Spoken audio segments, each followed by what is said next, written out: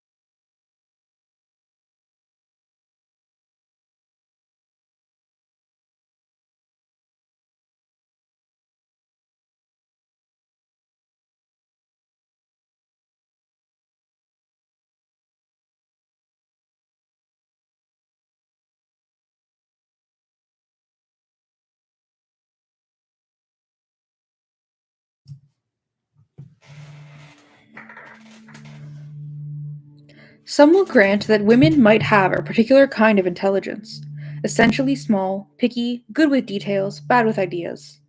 Some will grant, in fact insist, that women know more of quote unquote the good, that women are more cognizant of decency or kindness. This keeps intelligence small and tamed. Some will grant that there have been women of genius, after the woman of genius is dead. The greatest writers in the English language have been women: George Eliot, Jane Austen, Virginia Woolf. They were sublime, and they were, all of them, shadows of what they might have been. But the fact that they existed does not change the categorical perception that women are basically stupid, not capable of intelligence without the exercise of which the world as a whole is impoverished. Women are stupid and men are smart. Men have a right to the world and women do not. A lost man is a lost intelligence. A lost woman is a lost, name the function, mother, housekeeper, sexual thing. Classes of men have been lost, have been thrown away. There have always been mourners and fighters who refuse to accept the loss. There is no mourning for the lost intelligence of women because there is no conviction that such intelligence was real and was destroyed. Intelligence is, in fact, seen as a function of masculinity, and women are despised when they refuse to be lost. Women have stupid ideas that do not deserve to be called ideas. Maribel Morgan writes an awful, silly, terrible book in which she claims that women must exist for their husbands, do sex, and be sex for their husbands. Note: see The Total Woman, or the quotations from it in Chapter 1 of this book, or, quote, in the beginning, sex started in the garden. The first man was all alone. The days were long, the nights were longer. He had no cook, no nurse, no lover. God saw that man was lonely and in need of a partner, so he gave him a woman, the best present any man could receive. End quote. The Total Woman, New York, Pocketbooks, 1975, page 129. Quote, spiritually, for sexual intercourse to be the ultimate satisfaction, both partners need a personal relationship with their God. When this is so, their union is sacred and beautiful, and mysteriously, the two blend perfectly into one. End quote. Total Woman, page 128. End note. D.H. Lawrence writes vile and stupid essays in which he says the same thing, basically, with many references to the divine phallus. Second note. For instance, quote, Christianity brought marriage into the world. Marriage, as we know it, man and wife, a king and a queen, with one or two subjects and a few square yards of territory of their own. This really is marriage. It is true freedom because it is a true fulfillment for man, women, and children. End quote. Sex, Literature, and Censorship, New York, The Viking Press, 1959, page 98. Quote, it is the it is the tragedy of modern woman. She is cocksure, but she is a hen all the time. Frightened of her own henny self, she rushes to mad lengths about votes or welfare or sports or business. She is marvelous, outmanning the man. Suddenly, it all falls out of relation to her basic henny self, and she realizes she has lost her life. The lovely henny surety, the hen sureness, in which is the bliss of every female, has been denied her. She never had it. Nothingness. End quote. Sex, Literature, and Censorship, page 49 to 50. Quote, marriage is no marriage that is not basically and permanently phallic, and that is not linked up with the sun and the earth, the moon and the fixed stars, and the planets, in the rhythm of days, in the rhythm of months, in the rhythm of quarters, of years, of decades, of centuries. Marriage is no marriage that is not a correspondence of blood. The phallus is a column of blood that fills in the valley of blood of a woman. End quote. Sex, Literature, and Censorship, page 101. Quote, into the womb of the primary darkness enters that ray of ultimate light, and time is begotten, conceived there in the beginning of the end. We are the beginning of the end, and there within the womb we ripen upon the beginning, till we become aware of the end. End quote. Reflections on the Death of a Porcupine, Bloomington, Indiana Press, 1963, page 7. End note. But D.H. Lawrence is smart. Anita Bryant says that cocksucking is a form of human cannibalism. She decries the loss of the child who is the sperm. Note. For instance, quote, why do you think the homosexuals are called fruits? It's because they eat the forbidden fruit of life. That's why homosexuality is an abomination of God, because life is so precious to God and it is such a sacred thing that when men and women come together in one flesh and the seed is fertilized, that's the sealing of life, that's the beginning of life. To interfere with that in any way, especially the eating of the forbidden fruit, the eating of the sperm, that's why it's such an abomination. It makes the sin of homosexuality all the more hideous because it's an anti-life, degenerative. End quote. Playboy, May 1978. End note. Norman Mailer believes that lost ejaculations are lost sons, and on that basis disparages male homosexuality, masturbation, and contraception. Second note. For instance, quote, but if you're not ready to make a baby with that marvelous sex, then you may also be putting something down the drain forever, which is the ability that you had to make a baby. The most marvelous thing that was in you that may have been shot into a diaphragm or wasted on a pill. One might be losing one's future. End quote. The Presidential Papers, New York, Bantam Books, 1964, page 142. Quote, on the million spermatozoa, there may be only 2 or 3 with any real chance of reaching the ovum.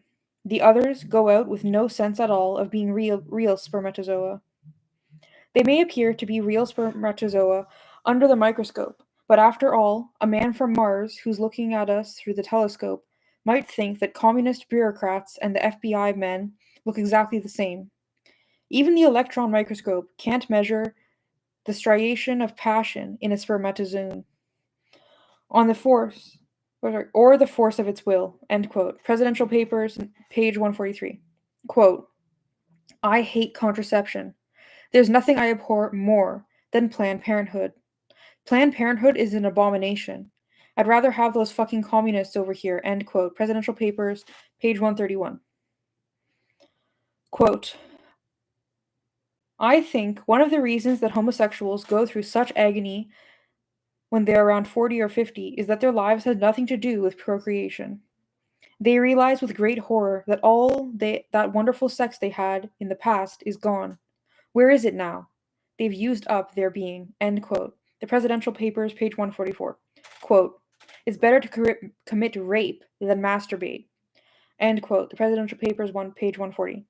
Quote, what if the seed be already a being, so desperate that it claws, bites, cuts, and lies, burns and betrays, desperate to capture the oven? End quote. I got 2 kids and another one in the oven. Advertisements for myself, New York, Paragraph, 1981, page 397. End note. But Anita Bryant is stupid and Norman Mailer is smart. Is the difference in the style with which these ideas are delivered or in the penis? Mailer says that a great writer writes with his balls. Novelist Cynthia Ozick asks Mailer in which color ink he dips his balls. Who is smart and who is stupid? If an idea is stupid, presumably it is stupid whether the one who articulates it is male or female. But that is not the case. Women, undereducated as a class, do not have to read Achilles to know that a man plants the sperm, the child the son. Women are the soil. She brings forth the human he created. He is the originator, the father of life. Women can have their own provincial moralistic sources for this knowledge: clergy, movies, gym teachers. The knowledge is common knowledge, respected in the male writers because the male writers are respected, stupid in women because women are stupid as a condition of birth. Women articulate received knowledge and are laughed at for doing so, but male writers with the same perceived ideas are acclaimed as new, brilliant, interesting, even rebellious, brave, facing the world of sin and sex forthrightly. Women have ignorant, moralistic prejudices. Men have ideas. To call this a double standard is to indulge in cruel euphemism. This gender system of evaluating ideas is a sledgehammer that bangs female intelligence to a pulp, annihilating it. Mailer and Lawrence have taken on the world always. They knew that they had a right to do it. Their prose takes that right for granted. It is the gravitational field in which they move. Maribel Morgan and Anita Bryant come to the world as middle-aged women and try to act in it. Of course, they are juvenile and imprecise in style, ridiculous even. Both Mailer and Lawrence have written volumes that are as ridiculous, juvenile, despite that they can take for granted as men, despite their sometimes mastery of the language, despite their genuine accomplishments, despite the beauty of a story or novel. But they are not called stupid even when they are ridiculous. When the ideas of Lawrence cannot be distinguished from the ideas of Morgan, either both are smart or both are stupid, and similarly with Mailer and Bryant. Only the women, however, deserve and get our contempt.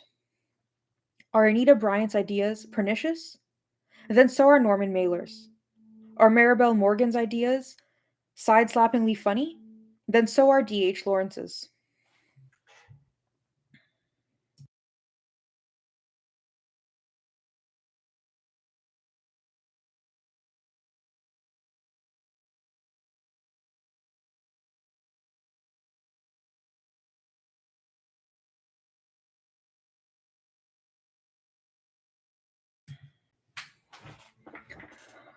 A woman must keep her intelligence small and timid to survive, and she must hide it altogether or hide it through style.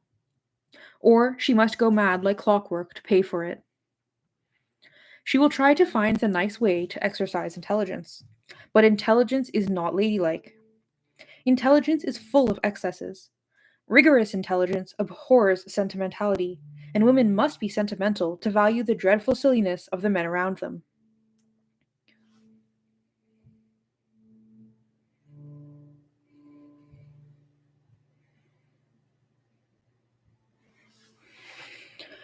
Morbid intelligence abhors the cheery sunlight of positive thinking and eternal sweetness, and women must be sunlit and cherry and sweet, or the woman could not bribe her way with smiles through the day. Wild intelligence abhors any narrow world, and the world of women must stay narrow, or the woman is an outlaw. No woman could be Nietzsche or Rimbaud without ending up in a whorehouse or lobotomized. Any vital intelligence has passionate questions, aggressive answers, but women cannot be explorers. There can be no Lewis and Clark of the female mind. Even restrained intelligence is restrained not because it is timid, as women must be, but because it is cautiously weighing impressions and facts that come to it from an outside that the timid dare not face. A woman must please, and restrained intelligence does not seek to please, it seeks to know through discernment. Intelligence is also ambitious. It always wants more. Not more being fucked, not more pregnancy, but more of a bigger world. A woman cannot be ambitious in her own right without also being damned. To take girls and send them to school. We take girls and send them to schools. It is good for us because girls are not supposed to know anything much. And in many other societies, girls are not sent to school or taught to read and write. In our society, such a generous one to girls, girls are taught some facts, but not inquiry or the passion of knowing. Girls are taught in order to make them compliant. Intellectual adventurousness is drained, punished, ridiculed out of girls. We use schools first to narrow the girl's scope, her curiosity, then to teach her certain skills, necessary to the abstract husband. Girls are taught to be passive in relation to facts. Girls are not seen as the potential originators of ideas or the potential searchers into the human condition. Good behavior is the intellectual goal of a girl. A girl with intellectual drive is a girl who has to be cut down to size. An intelligent girl is supposed to use that intelligence to find a smarter husband. Simone de Beauvoir settled on Sartre when she determined that he was smarter than she was. In a film made when they were both old, toward the end of his life, Sartre asks Beauvoir, the woman with whom he has shared an astonishing life of intellectual action and accomplishment, how does it feel to have been a literary lady? Carolina Maria de Jesus wrote in her diary, quote, everyone has an ideal in life. Mine is to be able to read. End quote. She is ambitious, but it is a strange ambition for a woman. She wants learning. She wants the pleasure of reading and writing. Men ask her to marry, but she suspects that will interfere with her reading and writing. They will resent the time she takes alone. They will resent the focus of her attention elsewhere. They will resent her concentration, and they will resent her self respect. They will resent her pride in herself and her pride in her unimmediate relationship to a larger world of ideas, descriptions, facts. Her neighbors see her poring over books or with pen and paper in hand, amidst the garbage and hunger of the favela. Her ideals make her a pariah. Her desire to read makes her more an outcast than if she sat in the street putting fistfuls of nails in her mouth. Where did she get her ideal? No one offered it to her. 2/3 of the world's illiterate are women. To be fucked, to birth children, one need not know how to read. Women are for sex and reproduction, not for literature. But women have stories to tell. Women want to know. Women have questions, ideas, arguments, answers. Women have dreams of being in the world, not merely passing blood, heaving wet infants out of laboring wombs. Quote, women dream, end quote. Florence Nightingale wrote in Cassandra, quote, till they have no longer the strength to dream, those dreams against which they so struggle, so honestly, vigorously, and conscientiously, and so in vain, yet which are their life, without which they could not have lived, those dreams go at last. Later in life, they neither desire nor dream, neither of activity, nor of love, nor of intellect. End quote.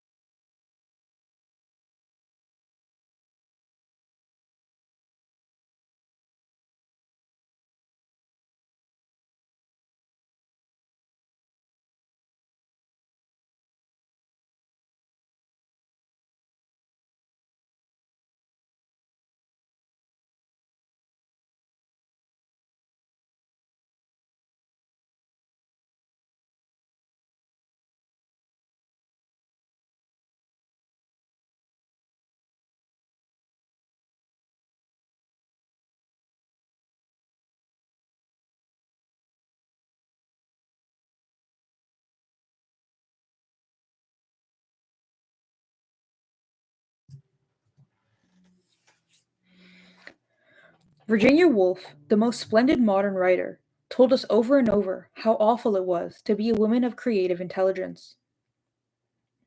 She told us when she loaded a large stone into her pocket and walked into the river. And she told us each time a book was published and she went mad. Don't hurt me for what I have done. I will hurt myself first. I will be incapacitated and I will suffer and I will be punished, and then perhaps you need not destroy me. Perhaps you will pity me. There is such contempt in pity, and I am so proud. Won't that be enough? She told us over and over in her prose too. In her fiction, she showed us, even so delicately, so that we would not take offense. And in her essays, she piled on the charm, being polite to keep us polite. But she did write it straight out too, though it was not published in her lifetime, and she was right. Quote, a certain attitude is required, what I call the pouring out tea attitude, the club woman, Sunday afternoon attitude. I don't know. I think that the angle is almost as important as the thing. What I value is the naked contact of a mind. Often, one cannot say anything valuable about a writer, except what one thinks. Now I found my angle incessantly obscured, quite unconsciously, no doubt, by the desire of the editor and of the public that a woman should see things from the cherry feminine angle. My article, written from the oblique point of view, always went down. End quote. To value, quote unquote, the naked contact of a mind is to have a virile intelligence, not one shrouded in dresses and pretty gestures. Her work did always go down with the weight of what being female demanded. She became a master of exquisite indirection. She hid her meanings and her messages in a feminine style. She labored under that style and hid behind that mask. And she was less than she could have been. She died not only from what she did say, did dare, but also from what she did not dare.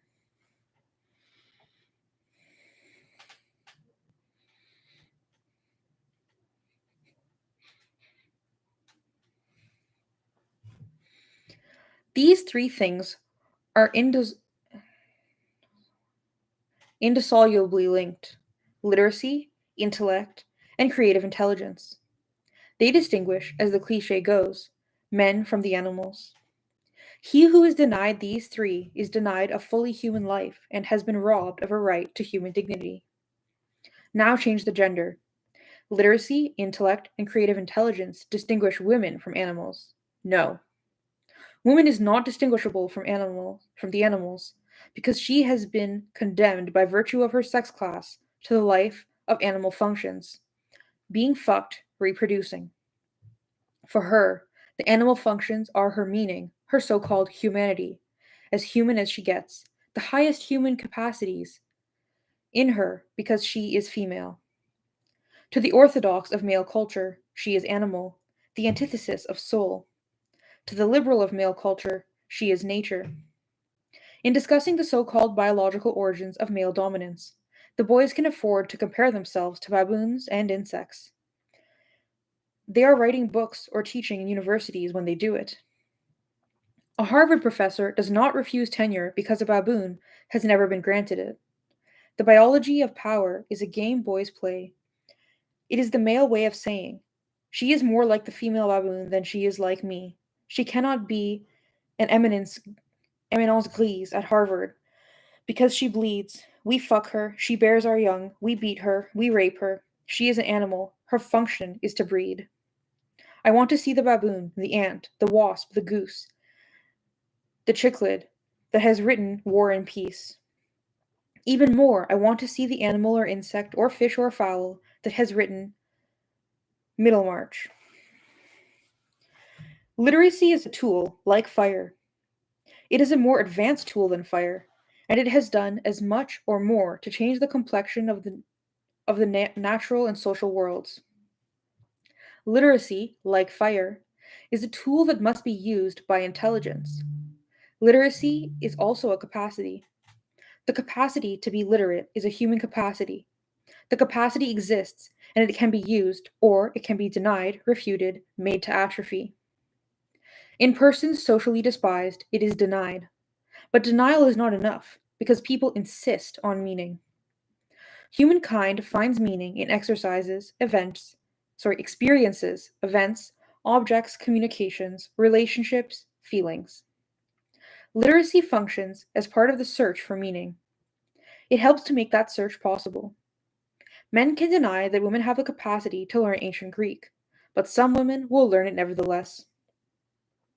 Men can deny that poor women, or working class women, or prostituted women have the capacity to read or write their own language, but some of those women will read or write their own language anyway.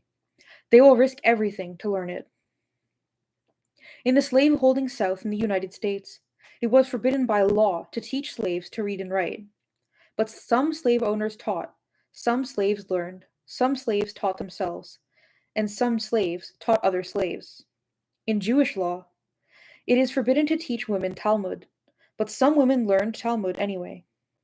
People know that literacy brings dignity and a wider world. People are strongly motivated by experience. People are strongly motivated to experience the world they live in through language, spoken, sung, chanted, or written. One must punish people terribly to stop them from wanting to know what reading and writing bring, because people are curious and driven to board both experience and the conceptualization of it.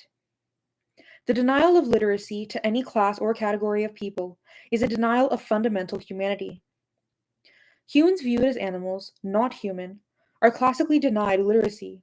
Slaves in slave owning societies, women in women owning societies, racially degraded groups in racist societies. The male slave is treated as a beast of burden. He cannot be allowed to read or write. The woman is treated as a beast of breeding. She must not be able to read or write. When women as a class are denied the right to read and write, those who learn are shamed by their knowledge. They are masculine, deviant. They have denied their wombs, their cunts. In their literacy, they repudiate the definition of their kind. Certain classes of women have been granted some privileges of literacy, not rights, privileges. The courtesans of ancient Greece were educated when other women were kept ignorant, but they were not philosophers, they were whores. Only by accepting their function as whores could they exercise the privilege of literacy.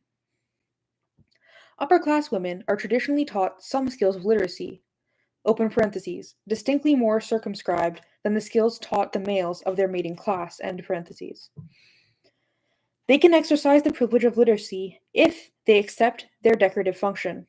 After all, the man does not want the breeding, bleeding bitch at the dinner table or the open cunt in the parlor while he reads his newspaper or smokes his cigar. Language is refinement, proof that he is human, not she. The increase in illiteracy among the urban poor in the United States is consonant with the new rise in overt racism and contempt for the poor. The illiteracy is programmed into the system. An intelligent child can go through school and not be taught how to read or write. When the educational system abandons reading and writing for particular subgroups, it abandons human dignity for those groups. It becomes strictly custodial, keeping the animals penned in. It does not bring human life to human beings. Cross-culturally, girls and women are the illiterates, with two-thirds of the world illiterates, women, and the rate rising steadily. Girls need husbands, not books. Girls need houses or shacks to keep clean, or street corners to stand on, not the wide world in which to roam. Refusal to give the tool of literacy is refusal to give access to the world. If she can make her own fire, read a book herself, write a letter, or record her thoughts, or an essay, or a story, it will be harder to get her to tolerate the unwanted fuck, to bear the unwanted children, to see him as life and life through him. She might get ideas, but even worse, she might know the value of the ideas she gets. She must not know the ideas that ideas have values, only that being fucked and reproducing are her value.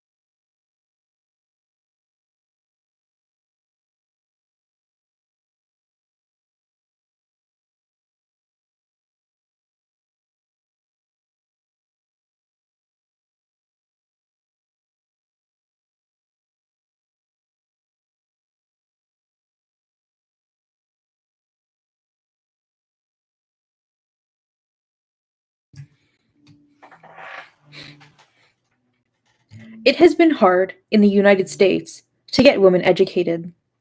There are still many kinds of education off limits to women.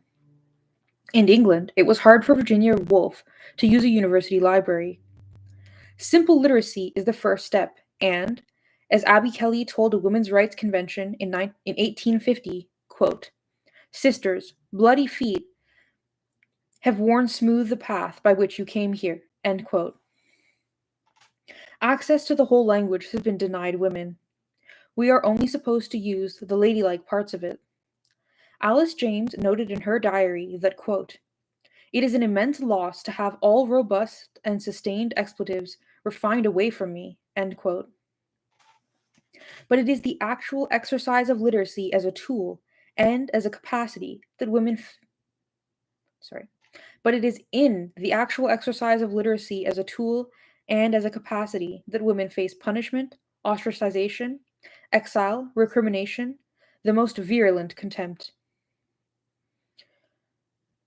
To read and be read, to read and be feminine simultaneously, she reads Gothic romances, not medical textbooks, cookbooks, not case law, mystery stories, not molecular biology. The language of mathematics is not a feminine language. She may learn astrology, not astronomy.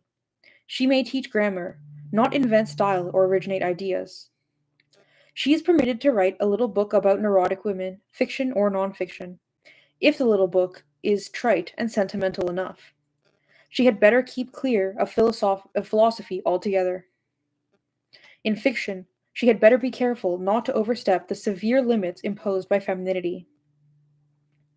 Quote, "This then," end quote, wrote Virginia Woolf, quote, "is another incident, and quite a common incident in the career of a woman novelist. She has to say, 'I will wait. I will wait until men have become so civilized that they are not shocked when a woman speaks the truth about her body.' The future of fiction depends very much upon what extent men can be educated to stand free speech in women." End quote. The constraint is annihilation. Language that must avoid one's own body is language that has no place in the world. But speaking the truth about a woman's body is not the simple explanation of body parts. It is instead the place of that particular body in this particular world, its value, its use, its place in power, its political and economic life, its capacities both potentially realized and habitually abused. In a sense, intellect is the combination of literacy and intelligence. Literacy disciplines intelligence, and intelligence expands the uses of literacy. There is a body of knowledge that changes and increases, and also a skill is acquiring knowledge. There is a memory filled with ideas, a storehouse of what has gone before in the world. Intellect is mastery of ideas, of culture, of the products and processes of other intellects. Intellect is the capacity to learn language, disciplined into learning. Intellect must be cultivated, even in men, even in the smartest.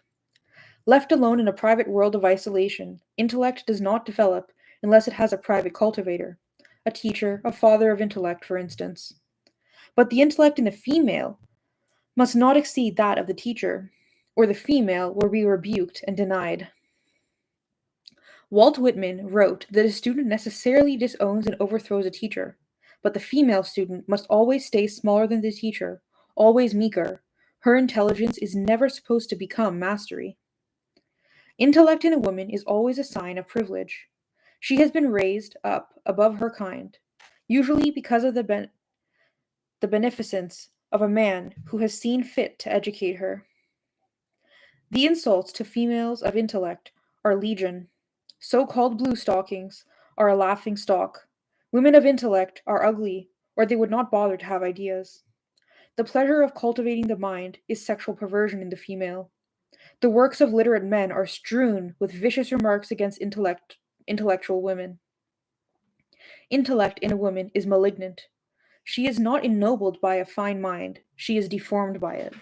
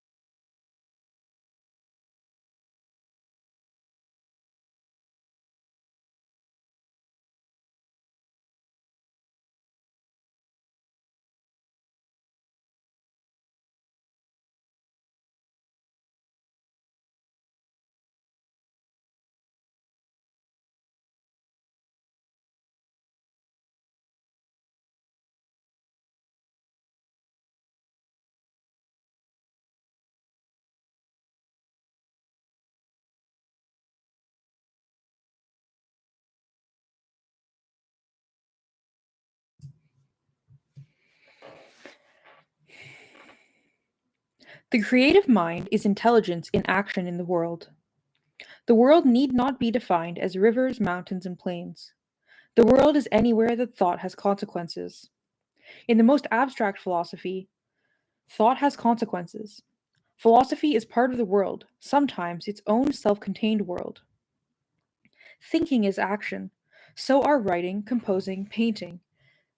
Creative intelligence can be used in the material world to make products of itself. But there is more to creative intelligence than what it produces. Creative intelligence is searching intelligence. It demands to know the world, demands its right to consequence. It is not contemplative. Creative intelligence is too ambitious for that. It almost always announces itself. It may commit itself to the pure search for knowledge or truth, but almost always it wants recognition, influence, or power. It is an accomplishing intelligence. It is not satisfied by recognition of the personality that carries it. It wants respect in its own right, respect for itself. Sometimes this respect can be shown toward its product. Sometimes, when this intelligence exercises itself in the more ephemeral realm of pure talk or mundane action, respect for creative intelligence must be shown through respect for the person manifesting it. Women are consistently and systematically denied the respect creative intelligence requires to be sustained, painfully denied it, cruelly denied it, sadistically denied it. Women are not supposed to have creative intelligence, but when they do, they are supposed to renounce it. If they want the love of men, without which they are not really women, they had better not hold on to an intelligence that searches and that is action in the world. Thought that has consequences is inimical to fettered femininity. Creative intelligence is not animal. Being fucked and reproducing will not satisfy it, ever. And creative intelligence is not decorative. It is never merely ornamental, as, for instance, upper class women, however well educated, must be. To stay a woman in the male supremacist meaning of that word, women must renounce creative intelligence. Not just verbally renounce it, but not just verbally renounce it. That women do that all the time, but snuff it out in themselves at worst, keep it timid and restrained at best. The price for exercising creative intelligence for those born female is unspeakable suffering. Quote, all things on earth have their price, end quote, wrote Olive Schreiner. Quote, and for truth, we pay the dearest. We barter it for love and sympathy. The road to honor is paved with thorns, but on the path to truth, at every step, you set your own foot on your heart. End quote. Truth is the goal of creative intelligence, whatever its kind and path. Tangling with the world is tangling with the problem of truth. One confronts the muck of the world, but one's search is for the truth.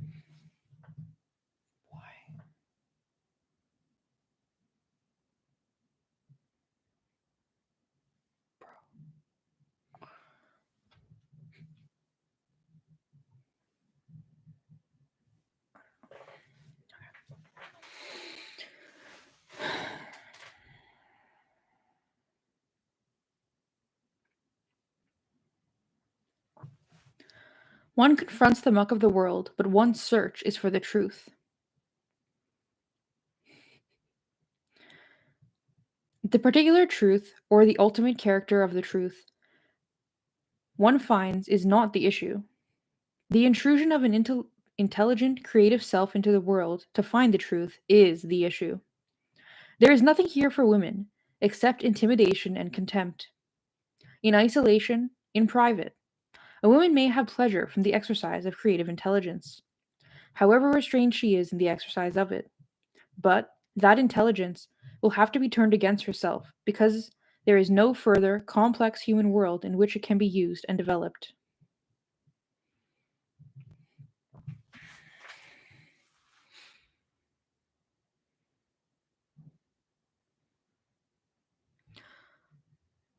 Whatever of it leaks out will entitle all and sundry to criticize her womanhood, which is the sole identity available to her. Her womanhood is deficient because her intelligence is virile.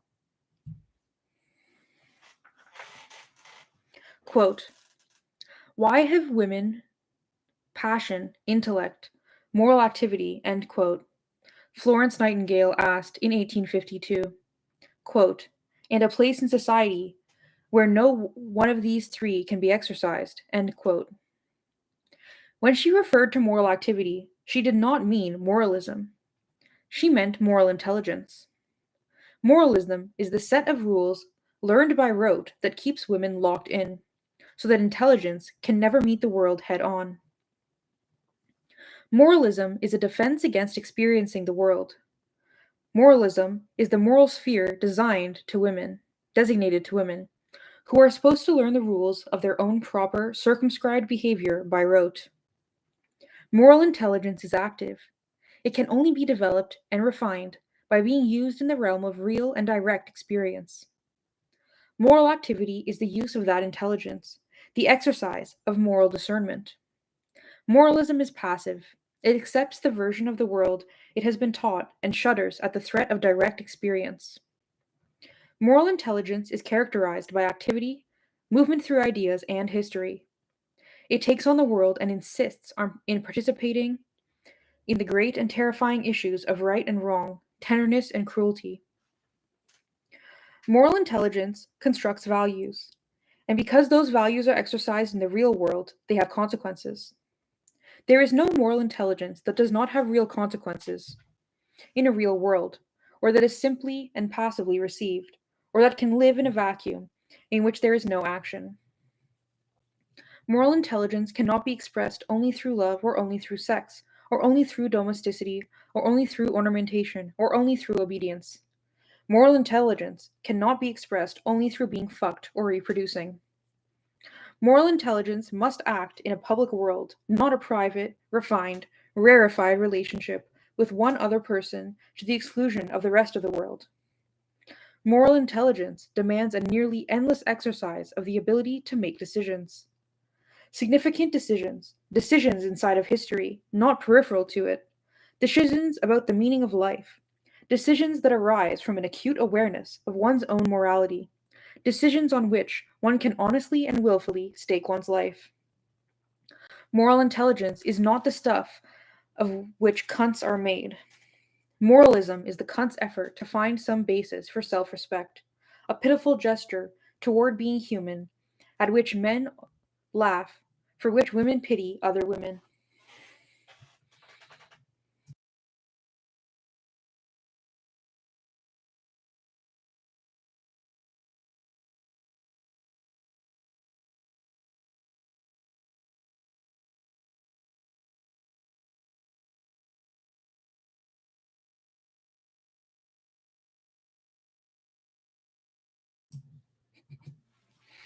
There is also, possibly, sexual intelligence, a human capacity for discerning, manifesting, and constructing sexual integrity.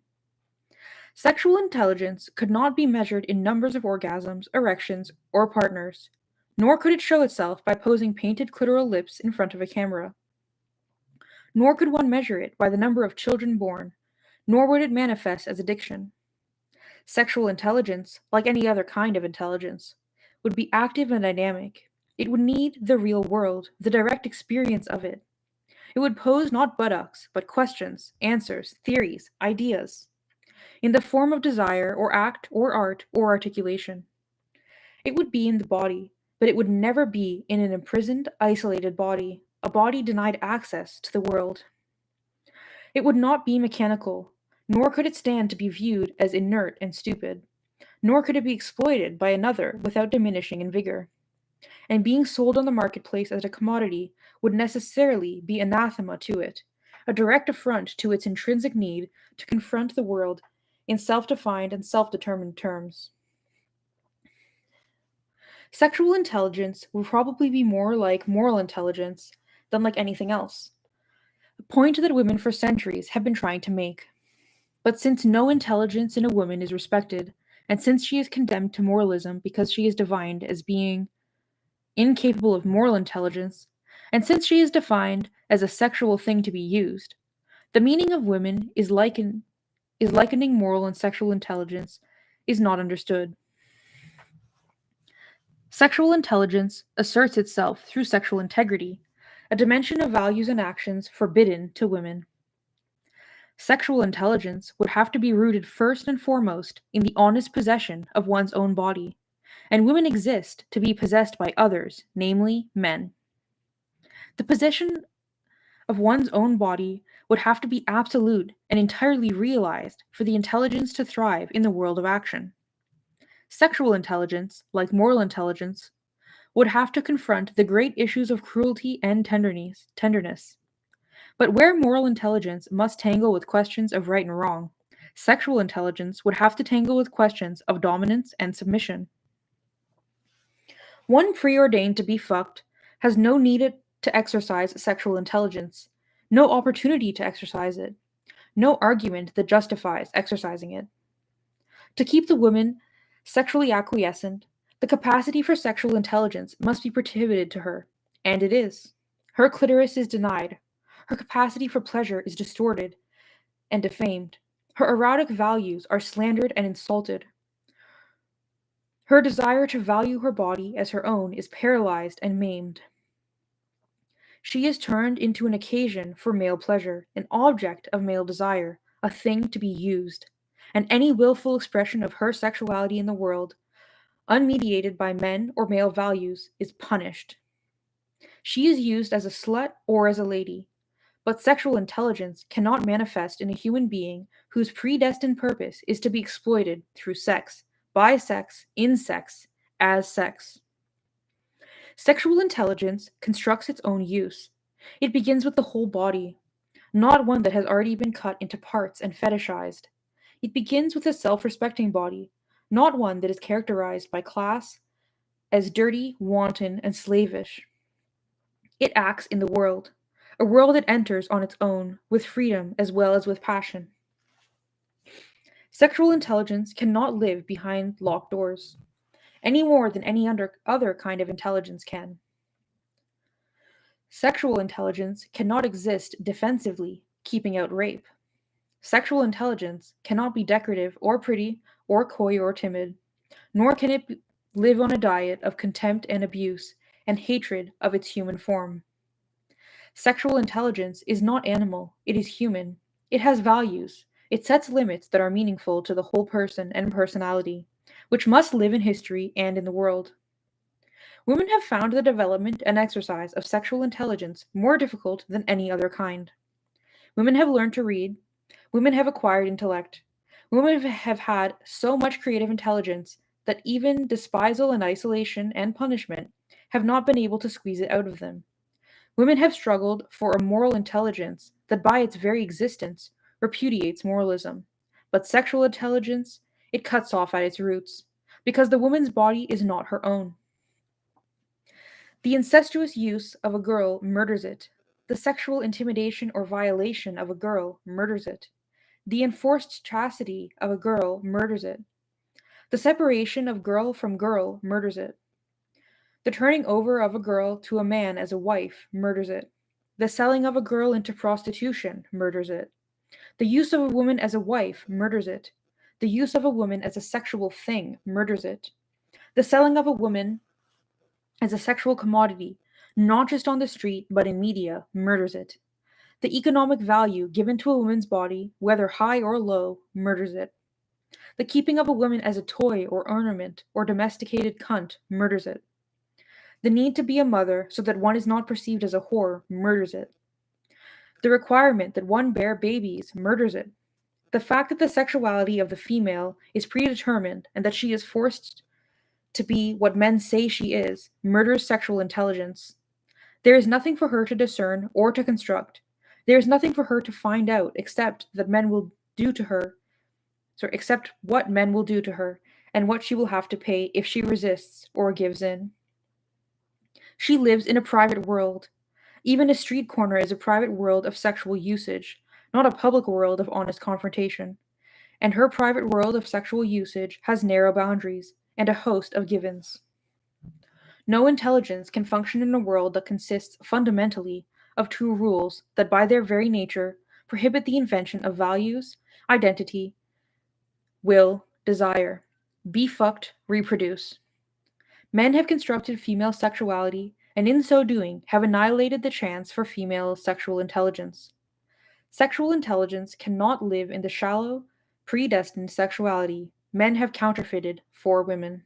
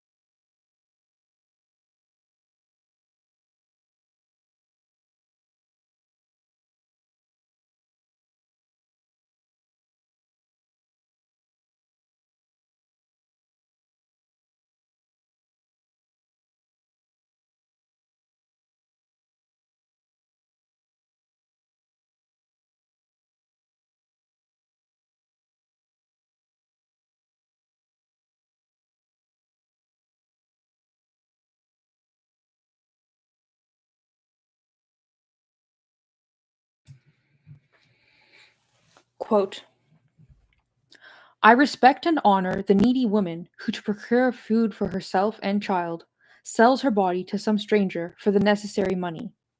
But for that legal virtue which sells itself for a lifetime, for a home, with an abhorrence of the purchaser, and which at the same time says to the former, quote, I am holier than thou, end quote, I have only the supremest contempt. End quote. Victoria Woodhull, 1874. The argument between wives and whores is an old one, each one thinking that whatever she is, at least she is not the other.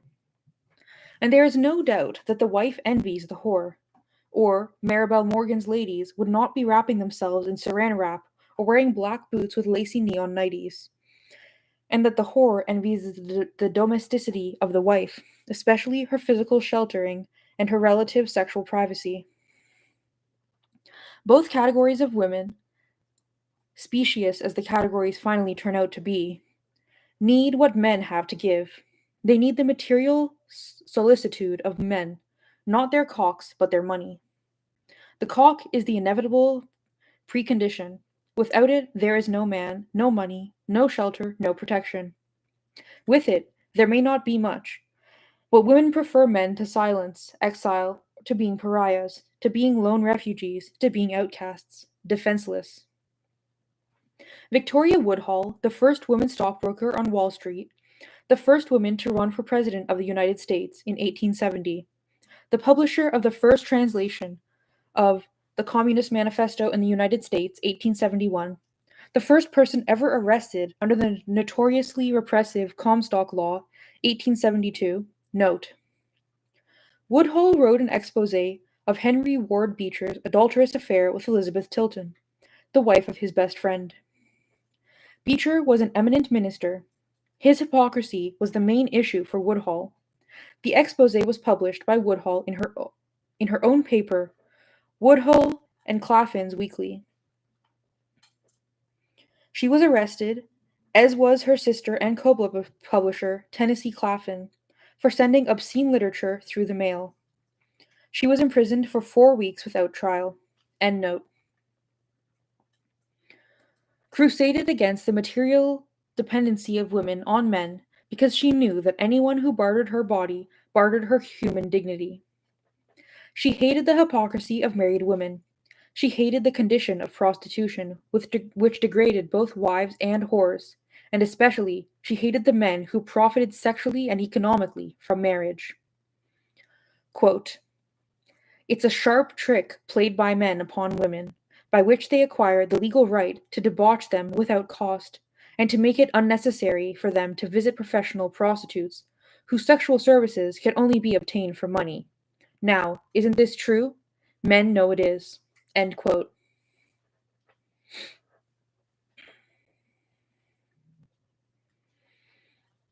Woodhull did not romanticize prostitution. She did not advocate it as a freedom from marriage, or a freedom in itself, or sexual freedom. Prostitution, she made clear, was for money, not for fun. It was survival, not pleasure. Woodhull's passion was sexual freedom, and she knew that prostitution and rape of women were antithetical to it. She was a mass organizer, and the masses of women were married, sexually subordinated to men in marriage. At a time when feminists did not analyze sex directly or articulate ideas explicitly antagonistic to sex as practiced, Woodhull exposed marital rape and compulsory intercourse as the purpose, meaning, and method of marriage. Quote, "Of all the horrid brutalities of this age, I know of none so horrid as those that are sanctioned and defined by marriage. Night after night, there are thousands of rapes committed under cover of this accursed license, and millions, yes, I say it boldly, knowing whereof I speak, millions of poor, heartbroken, suffering wives are compelled to minister to the lechery of insatiable husbands, when every instinct of body and sentiment of soul revolts in loathing and disgust. All married persons know this is true, although they may feign to shut their eyes and ears to the horrid thing, and pretend to believe it is not. The world has got to be startled from this pretense into realizing that there is nothing else now existing among pretendedly enlightened nations except marriage that invests men with the right to debauch women sexually against their wills. Yet marriage is held to be synonymous with morality. I say eternal damnation sink such morality." End quote. Wives were the majority, whores the minority, prostitution the condition of each, rape the underbelly of prostitution. Woodhull's aggressive repudiation of the good woman/bad woman syndrome, open parentheses, with which women, now then as now, were so very comfortable, close parentheses, her relentless attacks on the hypocrisy of the quote-unquote good woman, and her rude refusal to call the sufferance of rape quote-unquote virtue, had one purpose: to unite women in a common perception of their common condition. Selling themselves was women's desperate, necessary, unforgivable crime. Not acknowledging the sale divided women, and obscured how and why women were used sexually by men. Marriage, women's only refuge, was the place of mass rape. Woodhull proclaimed herself a quote unquote free lover, by which she meant that she could not be bought, not in marriage, not in prostitution, as commonly understood. In telling married women that they had indeed sold their sex for money, she was telling them that they had bartered away more than the prostitute ever could. All privacy, all economic independence, all legal individuality, every shred of control over their bodies, in sex and in reproduction both.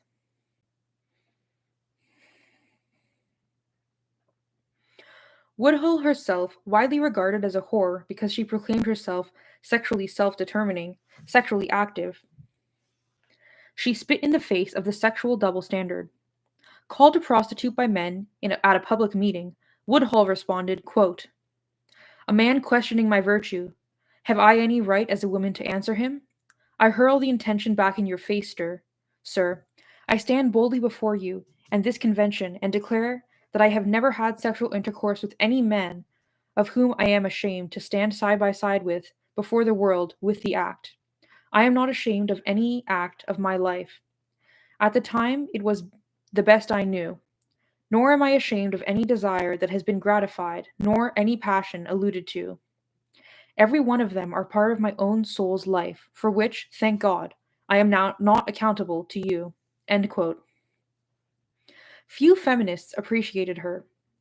Elizabeth Cady Stanton was an exception, as usual, because she confronted women with her own sexual vitality, the political meaning of sex, the sexual and economic appropriation of women's bodies by men, the usurpation of female desire by men for the purposes of their own illegitimate power.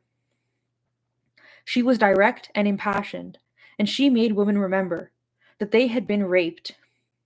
In focusing on the apparent and actual sexual worth of wives and whores, she made the basic claim of radical feminism. All freedom, including sexual freedom, begins with an absolute right to, one, to one's own body, physical self-possession. She knew, too, in practical as well as political terms, that forced sex in marriage led to forced pregnancy in marriage. Quote, "I protest against this form of slavery. I protest against the customs which compels women to give the control of their maternal functions over to anybody." End quote.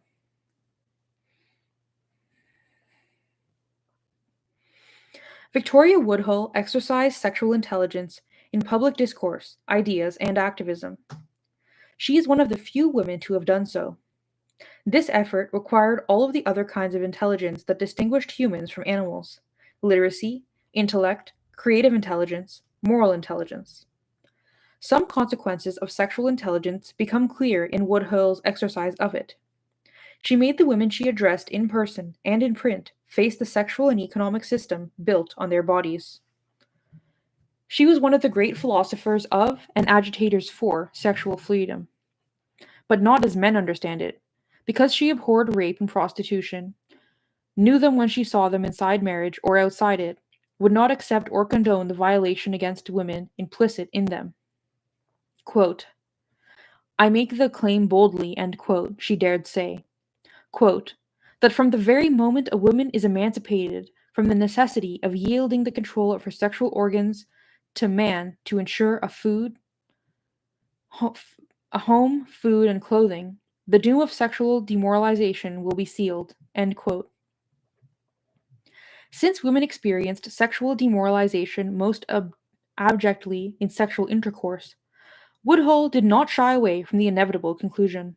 Quote, "From that moment, there will be no intercourse except such as desired by women.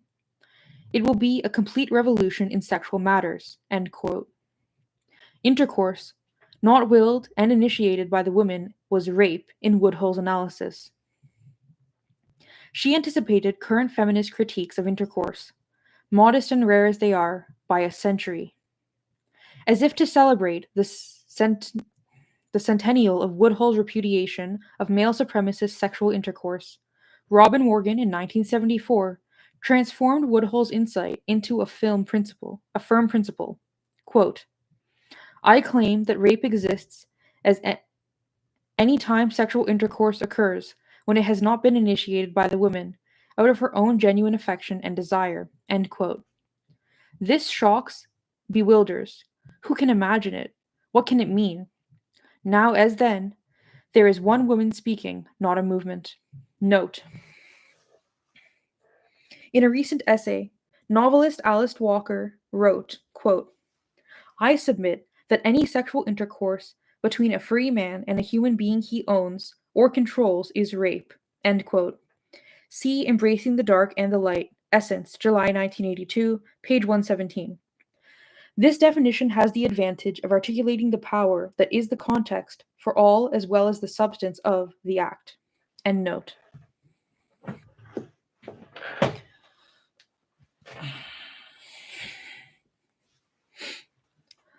Woodhull was not taken seriously as a thinker, writer, publisher, journalist, activist, pioneer by those who followed her, not by the historians, teachers, intellectuals, revolutionaries, reformers, not by the lovers or rapists, not by the women. She had been part of the cultural dialogue on sexual issues. The whole subsequent development of movements for sexual freedom would have been different in character because she hated rape and prostitution and understood them as violations of sexual freedom, which male liberationists did not. But then, this was why she was excluded. The men wanted the rape and prostitution. She threatened not only those sacred institutions, but the male hallucinations that prettify those institutions, those happy visions of happy women, caged, domesticated, or wanton, numb to rape, numb to being bought and sold. Her sexual intelligence was despised, then ignored, because of what it revealed. He who hates the truth hates the intelligence that brings it.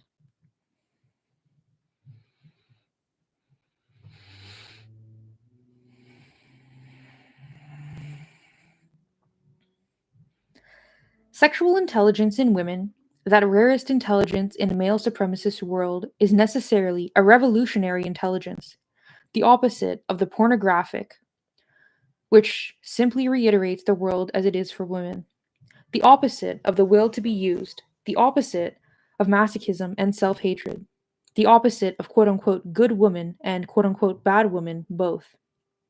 It is not in being a whore that a woman becomes an outlaw in this man's world. It is in the possession of herself, the ownership and effective control of her body, her separateness and distinctness, the integrity of her body as hers, not his.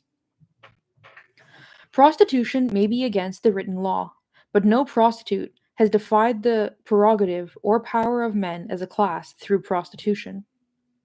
No prostitute provides any model for freedom or action in a world of freedom that can be used with intelligence and integrity by a woman. The model exists to entice counterfeit female sexual revolutionaries, gullible, liberated girls, and to serve the men who enjoy them. The prostitute is no honest woman. She manipulates as the wife manipulates.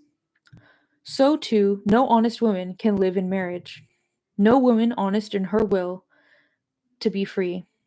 Marriage delivers her body to another use, and there is no basis for self respect in this carnal arrangement, however sanctified it may be by church and state.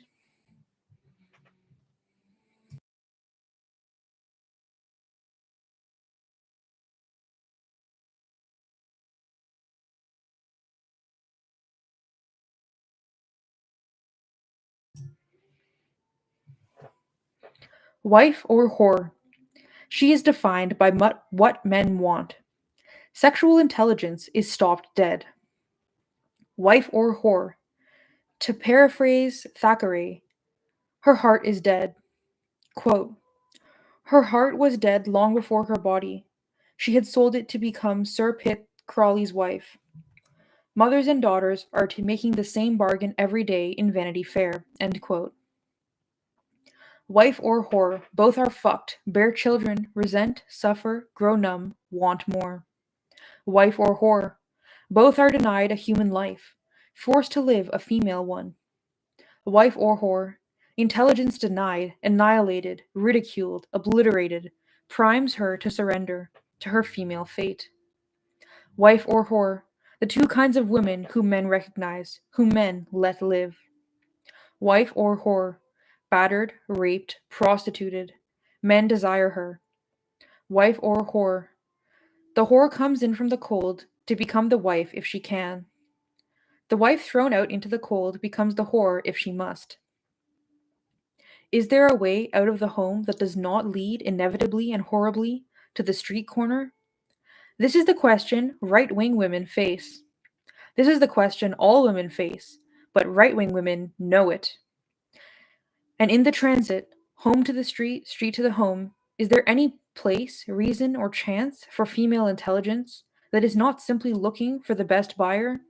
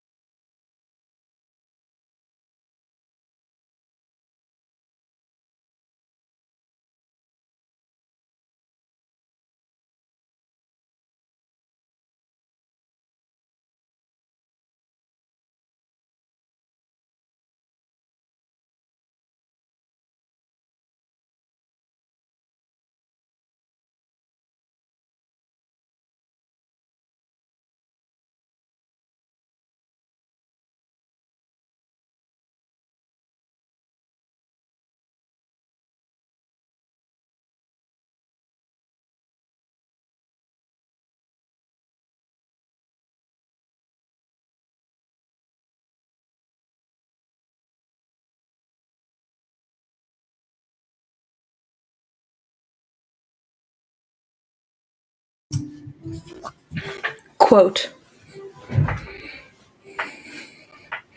"So, ladies, ye who prefer labor to prostitution, who pass days and nights in providing for those wants of your family, it is understood, of course, that you are degraded. A woman ought not do anything. Respect and honor belong to idleness. You, Victoria of England, Isabella of Spain, you command. Therefore, you are radically degraded." End quote. Jenny P. Dercourt, A Woman's Philosophy of Woman, or Women Affranchised, 1864.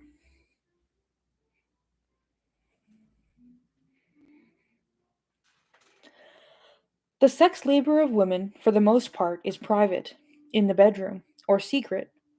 Prostitutes may be seen, but how the Johns use them may not. Ideally, women do nothing. Women simply are women. In truth, women get used up in private or in secret being women. In the ideal conception of womanhood, women do not do work that can be seen. Women only do hidden sex labor. In the real world, women who work for wages outside of sex are dangerously outside the female sphere, and women are denigrated for not being ideal, apparently idle, untouched by visible labor.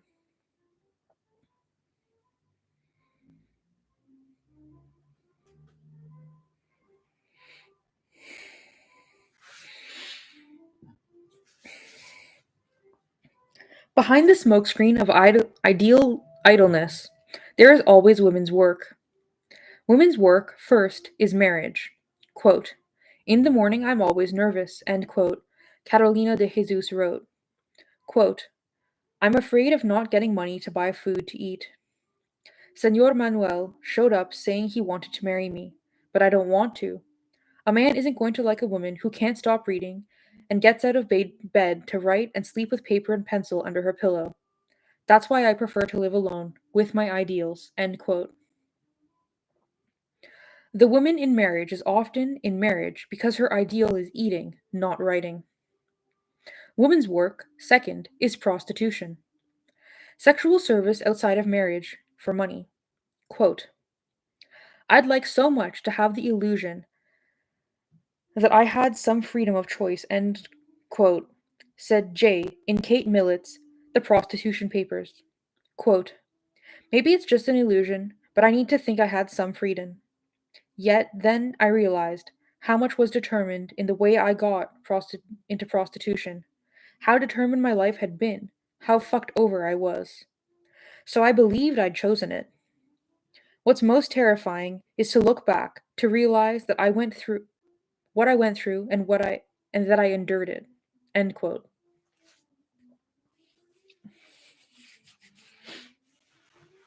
The woman in prostitution learns, as Linda Lovelace said in Ordeal, quote, to settle for the smallest imaginable triumphs, the absence of pain, or the momentary lessening of terror. End quote. The woman in prostitution is often in prostitution because her ideal is physical survival, surviving the pimp, surviving poverty, having nowhere to go. Women's social condition is built on a simple premise. Women can be fucked and bear babies. Therefore, women must be fucked and bear babies. Sometimes, especially among the sophisticated, quote unquote, penetrated is substituted for quote unquote fucked. Women can be penetrated, therefore, women must be penetrated. This logic does not apply to men, whichever word is used. Men can be fucked, therefore, men must be fucked.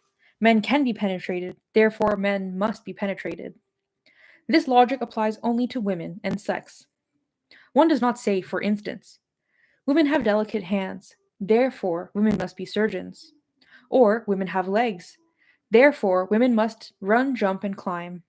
Or, women have minds, therefore, women must use them. One does learn, however, that women have sex organs that must be used by men. Or the women are not women.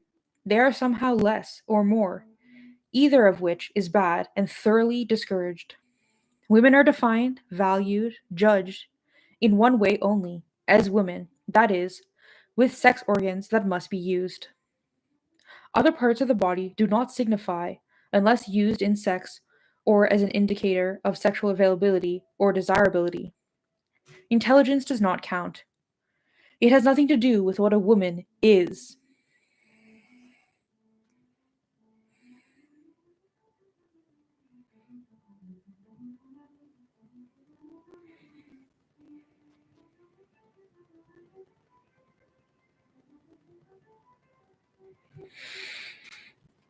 Women are born into the labor pool specific to women. The labor is sex. Intelligence does not modify, reform, or revolutionize this basic fact of life for women.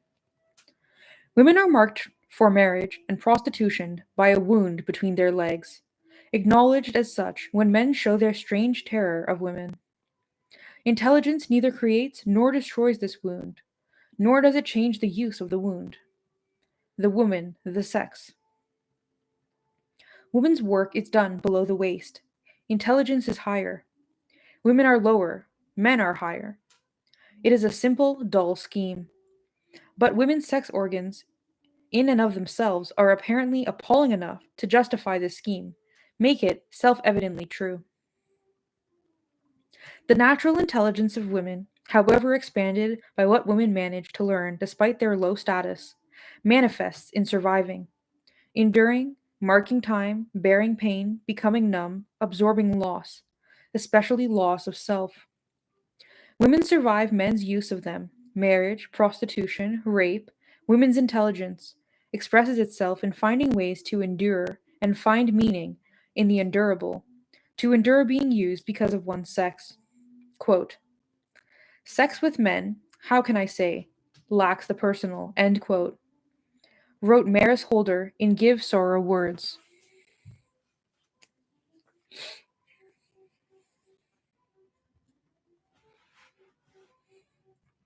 Some women want to work, not sex labor, real work. Work that men, those real humans, do for a living wage. They want an honest wage for honest work. One of the prostitutes Kate Millett interviewed made $800 a week in her prime.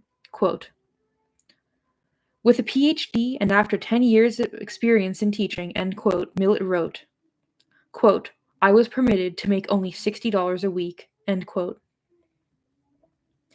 Women's work that is not marriage or prostitution is mostly segregated, always underpaid, stagnant, sex stereotyped. In the United States in 1981, women earned 56 to 59% of what men earned. Women are paid significantly less than men for doing comparable work. It is not easy to find comparable work. The consequences of this inequity, however the percentages read in any given year in any given country, are not new for women. Unable to sell sex-neutral labor for a living wage, women must sell sex. Quote, to subordinate women in a social order in which she must work in order to live, end quote, Jenny Dericourt wrote, French socialist Joseph Proudhon in the mid-1800s, quote, is to desire prostitution, for disdain of the producer extends to the value of the product.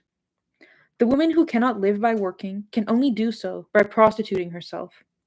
The equal of man, or a courtesan, such is the alternative. End quote.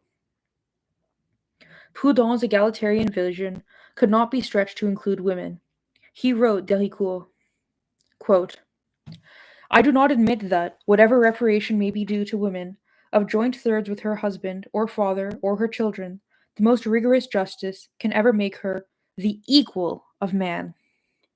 Neither do I admit that this inferiority of the female sex constitutes for it either servitude or humiliation, or a diminution of dignity, liberty, or happiness. I maintain that the contrary is true. End quote. Dericourt's arrangement constructs the world of women. Women must work for fair wages in non-sexual labor, or they must sell themselves to men. The disdain of men for women makes the work of women worth less simply because women do it. The devaluation of women's work is predetermined by the devaluation of women as a sex class.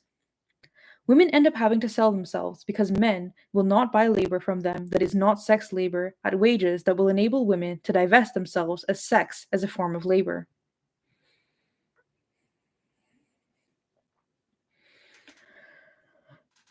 Proudhon's answer constructs the world of men.